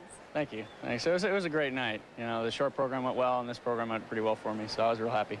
You are the expert at the ups and downs of things, and after all of this, what do you think makes the difference? Why is it that it's free and happy again? Well, I think after training for Worlds went really well, and the competition at Worlds was really good, and I think that really helped my confidence. And, you know, I think I'm just a lot happier skating now and having a lot more fun doing it. And you had some decent competition tonight, too? Not too shabby. A couple Olympic gold medalists and world champions, you know. It's not too bad. Oh, it's great to see you doing well. Thanks, Todd. Thanks. So Kurt Browning wins the free skate. But based on the back-to-back performances in the short program and what we just witnessed, Todd Eldredge is the winner here of the Ultimate Four. He'll win $75,000. Kurt Browning, $50,000, $40,000 for Ilia Kulik, and $30,000 for Alexei Urmanov. Earlier, we asked a question of Todd Eldredge, and now we ask the same of Michelle Kwan. Given the lead, can she hold it? We're back in a moment. Right now, let's say Michelle Kwan is the most famous person in Binghamton, New York. There are 3 other women trying to be or not to be. Maria Slutskaya couldn't stand up to the pressure of Michelle Kwan. Hard as rock. Yuka Sato is graceful, smooth, but not explosive enough to dance to the winning beat.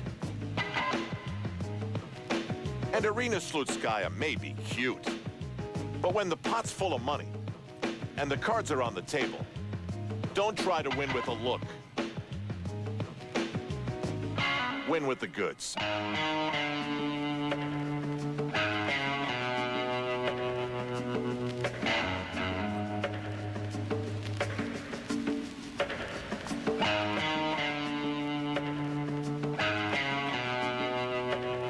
This is the Ultimate Four, and earlier tonight in the short program, Michelle Kwan took the lead.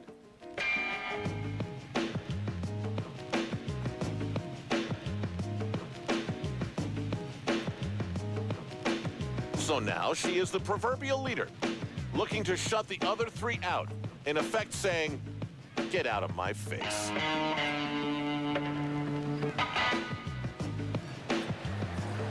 Here are the standings heading into this interpretive free skate. Michelle Kwan was virtually unanimous from the 5 judges.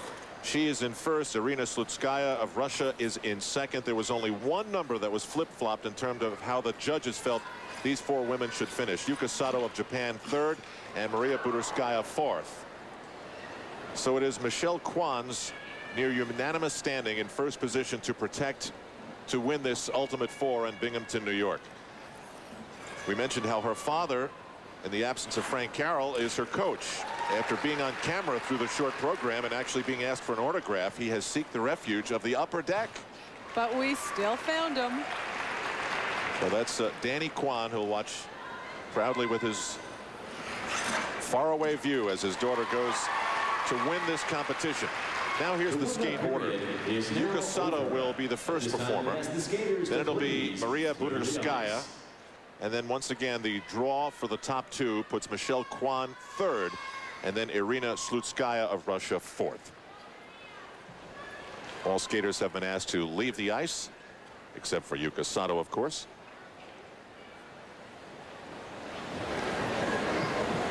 And now it's time for the ladies' competition. Ladies and gentlemen, please welcome from Japan our first competitor, Yuka Sato. Third entering the free skate. One-time world champion, one-time professional champion, right after she turned pro back in 1995.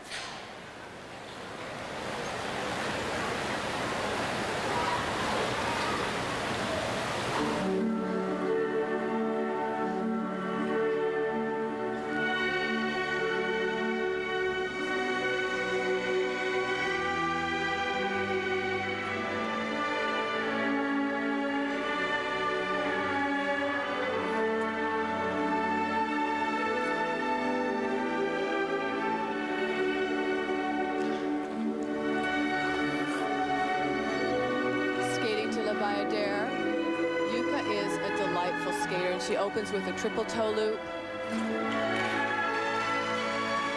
a double,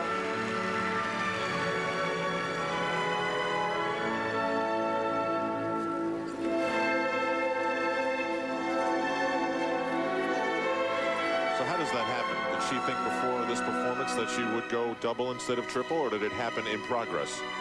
It happened the moment she put her toe into the ice.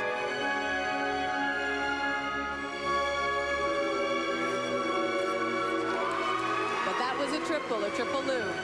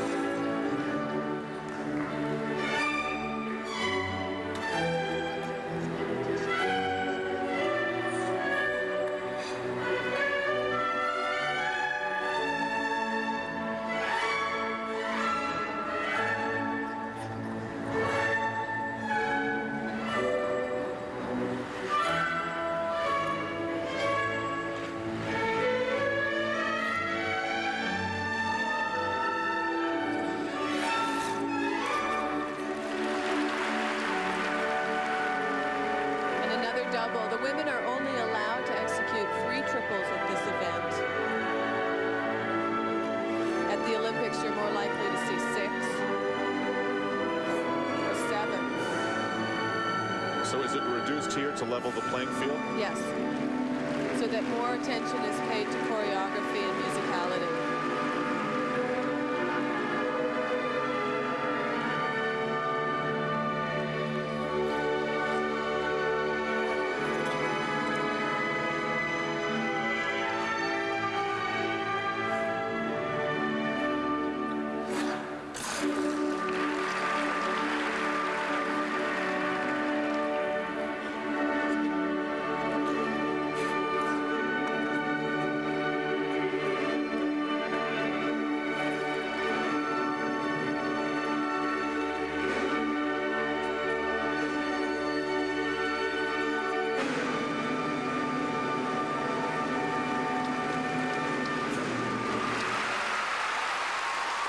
That's got to feel cool to be able to spin around like that. The punctuation mark on the performance of Japan's Yuka Sato. Yuka will not be pleased with that performance at all. She's capable of much better. So Yuka Sato brightens up the competition here in Binghamton. She just won't win it. When we come back, we'll hear her scores. Plus, what's this all about right now for Michelle Kwan? Nothing except a mind game. Her performance coming up. It was so good at the warm-up. Here in Binghamton, New York, we're to the ladies' competition of the 1998 Ultimate Four. Yuka Sato has been judged, and she gets 5.6s across the board in terms of technical merit. Now the numbers for presentation. Are 5.8, nothing diminishing her smile. 3 5/8s, 2 5/7s. And Yuka Sato sets a relatively low bar for the other women to try and jump over. Next up is Maria Slutskaya of Russia. She's like the can't-miss kid. For the last few years, 5th, 4th, 3rd, 2nd. She finally won a medal at the recent World Championships, but at the Olympics, she was the one who skated after Tara Lipinski had captured the arena in Nagano, Japan. She wasn't able to beat that emotion. She wasn't able to get into the medals, finishing 4th. Let's see what she does here. She's in the same spot entering this free skate in 4th position.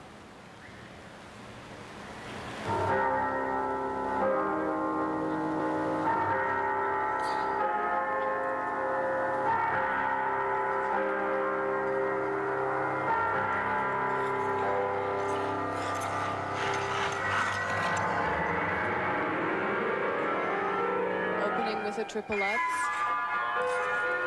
And a beautiful one. And you can tell with the aggressiveness that she had going into that jump that she was angry with her short program performance.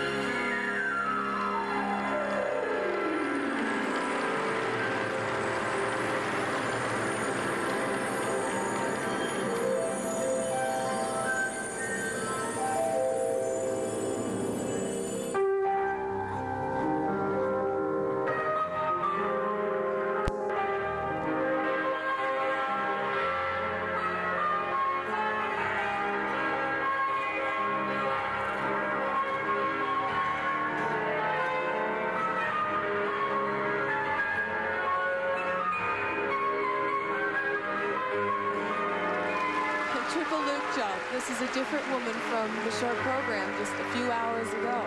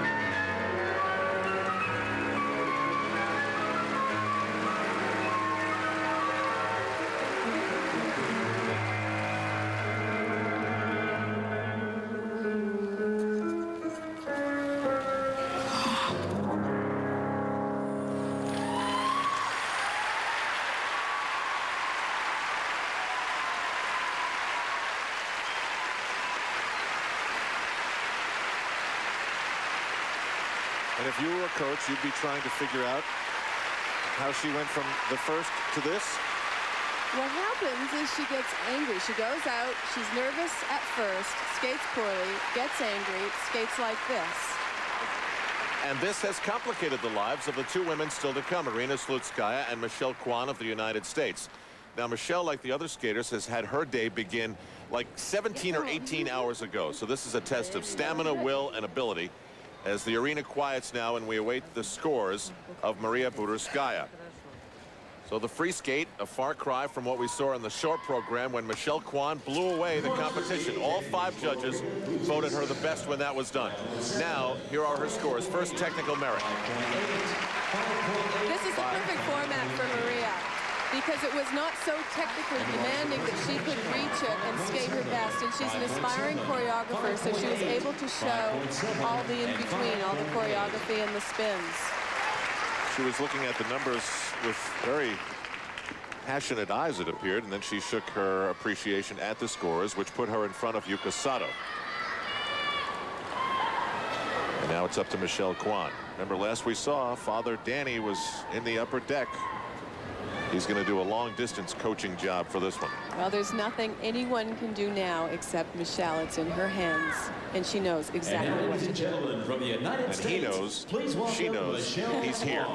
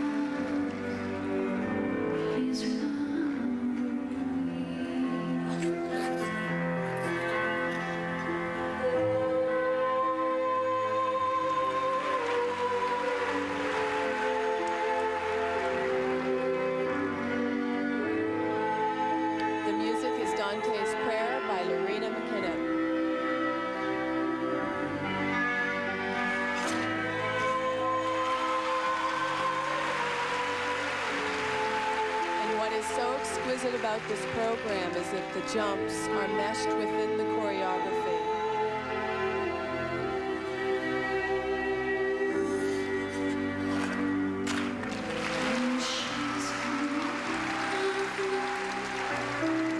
Fragile is the heart. Give these clay feet wings to fly, to touch the face of the stars. Give life to this freedom heart.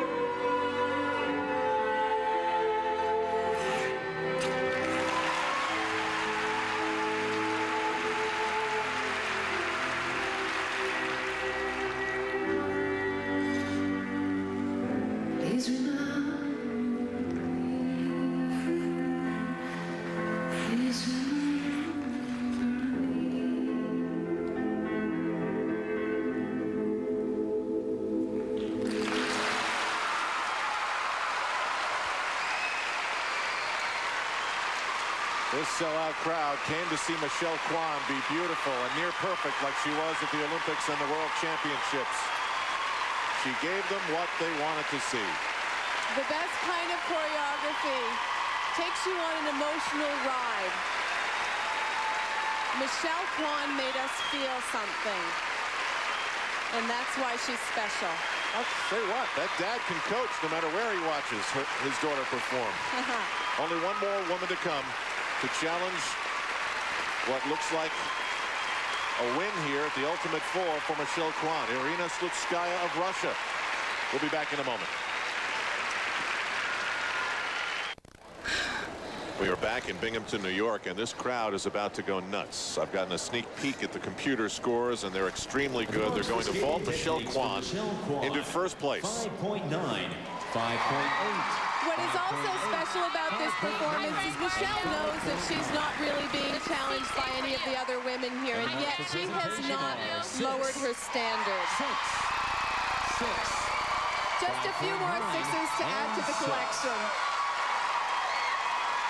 And every single one of the judges, the German, the American, the Swiss, the Canadian, and the Russian, have all placed her first. Let's go down to Beth Riek. Look at those sixes up there. Congratulations, Michelle. Thank you. Well, I don't know, I felt really good out there. The audience was there with me, and I just skated from within and just let everything go. Well, the scores seem to prove that you're not looking at the competition, that you're really skating against a place inside of yourself. Well, I think competition's all within. You're competing against yourself, and you go out there and you skate your best, and that's all that matters. You have to wave to your dad. He's way up on the top row up there somewhere. Okay, Al, back to you. Thanks, Michelle. Well, the only one who can change the competition is right there. Irina Slutskaya, the world silver medalist. Irina Slutskaya. She was second entering this free skate, and on the draw, she wins the opportunity to skate last.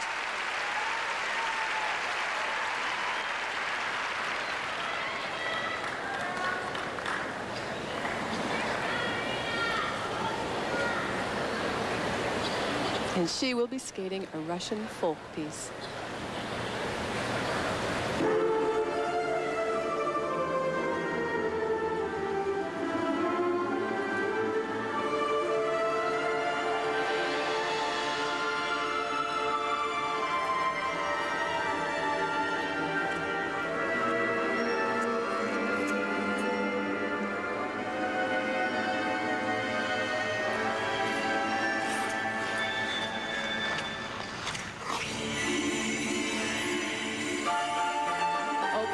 Triple Lutz.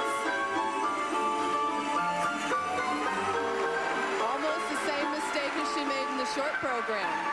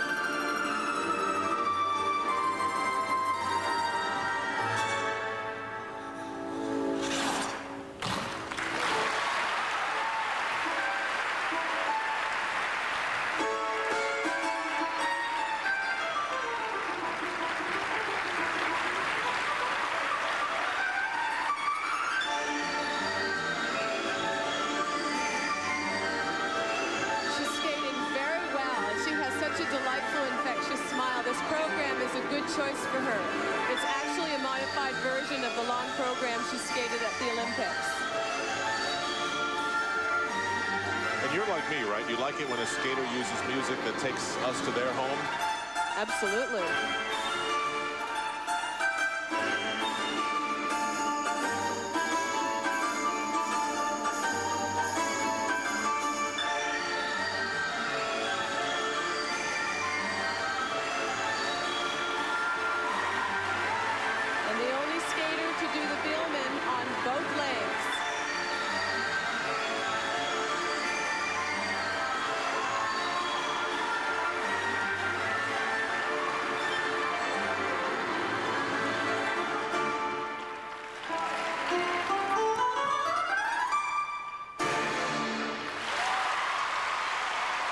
Got a lot of spirit. Neat element when she matches the music and the break that calls on the music, and she hits the jump, and it sounds so dramatic as the skates scrape along the ice. Irina Slutskaya. She understands the music. It's within her. But there was that one misstep, and it would seem that that would prevent her from overtaking Michelle Kwan, who neared perfection with all her sixes. And it's not just the minor mistake, it's the overall quality. Michelle's body line, the stretch, the flow. Irina's not there yet. Za. Ja zaplutala. A ja жду музыку стою. Oh no! She's sort of faking patting off the sweat. Here are the technical merit scores for Irina Slutskaya. I think the fans here have shown that they like to see the skaters do well. They like to see them rewarded. And the marks for presentation. Because they're watching from a pure sense. Here's the presentation scores. And those marks drop a little from the technical mark because of her lack of polish. That will knock her down to third. That means Michelle Kwan has won the 1998 Ultimate Four. And that her dad and coach, Danny, and mom, Estella, are proud and have done an extremely good job once again. Tonight, she and the other skaters will pack their bags and head for a new town and a new challenge tomorrow. With Beth Ruyak and Sandra Bezic, I'm Al Troutwig. Good night. Thanks for joining us.